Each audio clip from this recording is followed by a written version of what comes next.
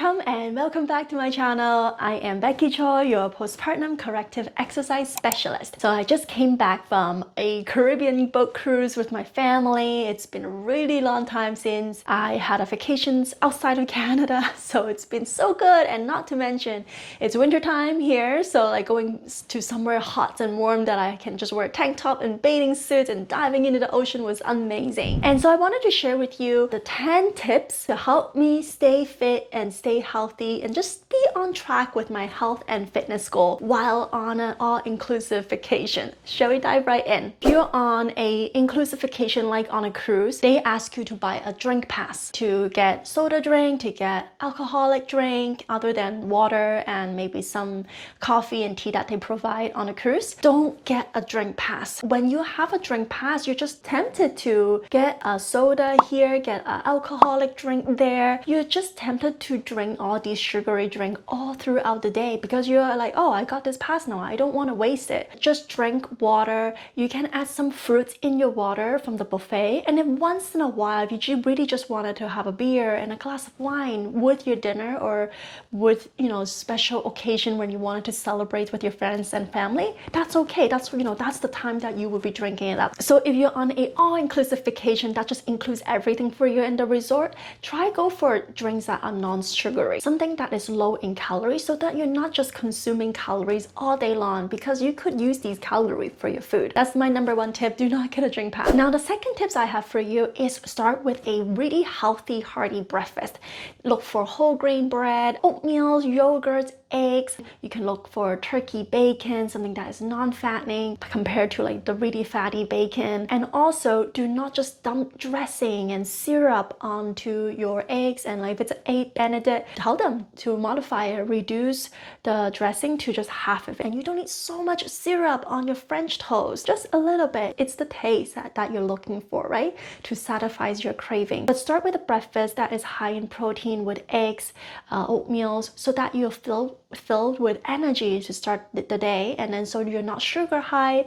Later at 10 o'clock you're already craving for more food that to sustain that sugar high energy. Now the third tip I have for you is look for lean protein like chicken, fish, and lean meats that is not fried. Protein is something that we lack, but then we often choose the fatty one like the beef, like the fried chicken, and they generally has a lot of fats in them. But if you're looking for lean protein, you're building that lean muscles, you're staying on track with your fitness goal. Now the four tips I have for you is eat your vegetables, eat your salad. Load your plate, lunch and dinner with salad. I struggled with this for a long time. I just want to eat whatever I want. I don't want to eat salad. But I slowly changed that mindset to like, wow, you know what? There's just so much salad options out there. There are different type of vegetables, tomatoes, carrots, olives, and different chops of like the lettuce, different type of lettuce. Those need to be chopped. Those need to be washed. Those need to be like organized in a pile that is nicely. If I were to chop all of those and have all these options in front of me, it's gonna take me like a long time to do that. I would encourage you to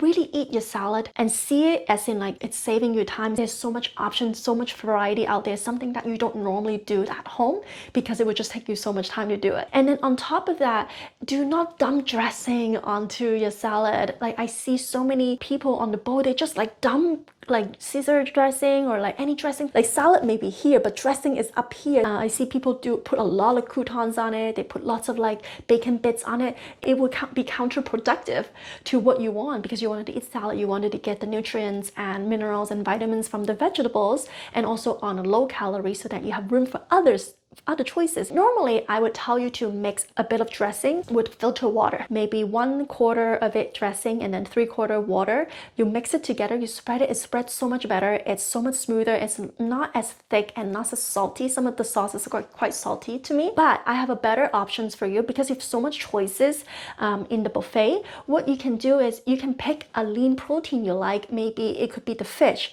but usually when they make the fish, it's already in a sauce. Pick up the fish, including the sauces with the fish, put it onto your salad so that the salad has the dressing from the sauces, and then you also get the lean protein that you like, so that it's like a fish salad, right? Or maybe you can do the same for chicken salad. So this is what I would suggest you to do, so then you can get the both of the world. You're not like dumping yourself with so much dressing, but at the same time you're eating your protein, you're eating the sauces with it. So that's my tip for you for loading up your vegetables with the dressing that is creative that you are choosing. Now the fifth tip I have for you is portion control. So this is not something new. If you're my clients, you know how to portion control your food, but in general idea, half of your plate should be filled with vegetables, and then 1/4 of your plate would be meat, and another 1/4 of your plate would be carbs. Potato, French fries, rice, pasta, noodles, like that. The protein can be a little bit more than just 1/4. We all need some more protein, especially with lean protein. So as long as you have that equations on your plate and like just fill up what you want on that plate, and don't go back and try to eat more, because then you will kind of mess up your mind. It's like, how much did I actually eat? And you just keep eating and keep eating. But you know, if you just get one plate, or maybe like one big plate and one small plate, then you know how much you ate. Then ask yourself, like, biofeedback, are you still hungry? Like at the time you're finishing up your plate, and like, do I really want to go back and get more? Is it because of a want, or is it because I'm still hungry? So that's where you're gonna have that self-discipline in you. You're gonna have to stop when you're about 80% full. You do not want to overstuff yourself, and that's where you're gonna get bloated, you're gonna get constipation, you just don't have that good feeling, like, and then you will feel more down about yourself because you're like, oh, I'm so bloated now. Then you might get into that downward spiral, yeah, because like, oh, I'm so bloated, I'm so big already, oh, what's the point? I'm just gonna eat everything, I'm just gonna enjoy. Like, it's not like you're not enjoying, you know what you're doing, you're disciplined enough to do that. But when we get to that state, our brain is just like so smart to tell you like, oh, you're on vacation, you're okay, that's fine. If you just have some self-control, self-discipline, knowing that you're full, knowing that you're nourished, knowing that you are doing, you're keeping on track with your goals, with your fitness goal, this is amazing. 80% full, keep the plate just 1 to 2 plate maximum, and do not go back to eat more. Now the 6 tips I have for you, this is a simple one, is to just stay hydrated. Water is the best choices, but you can do water with fruits inside, so that it's a little sweet, or like 0 calories if you want like some bubbly, so you could do something like that. Do not drink your calories, because that is the easiest way to just put your calories over your limit, and it would just be like impossible for you to subtract that, because you're just drinking without knowing, and then you're gonna go and eat your dinner, your lunch, because you know liquid is just liquid and you pass it out, but then the calorie just stays on you. Now the number 7 tips I have for you is ask for modifications. So don't be afraid to ask for modifications, whether it is to reduce the sauces, whether it is to cut the meats in a certain way, or maybe just certain part because it's not as fatty, or maybe you are going to getting omelets in the breakfast time, and you want them to put extra egg whites into your omelet so that you can get extra protein. You can certainly do that. Don't be afraid, and don't feel like you're troubling people. I'm sure many people ask for that. Totally normal.